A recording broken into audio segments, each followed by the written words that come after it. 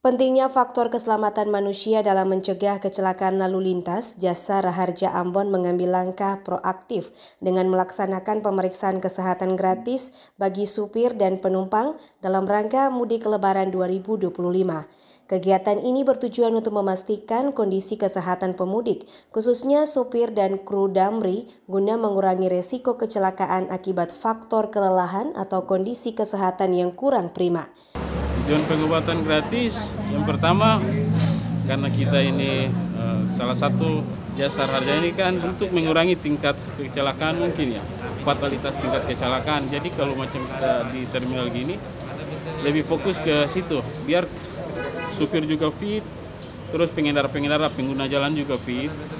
Jadi bisa menurunkan tingkat fatalitas korban kecelakaan lalu lintas. Randi menambahkan di masa PAM Lebaran 1446 Hijriah 2025 Masehi, Jasa Raharja Ambon ikut berkontribusi melakukan pemeriksaan kesehatan gratis secara mobile.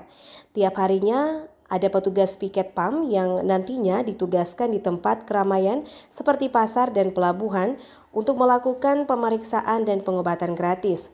Pemeriksaan kesehatan yang dilakukan meliputi pemeriksaan tekanan darah, gula darah, serta konsultasi kesehatan bagi pengguna transportasi yang melakukan perjalanan darat.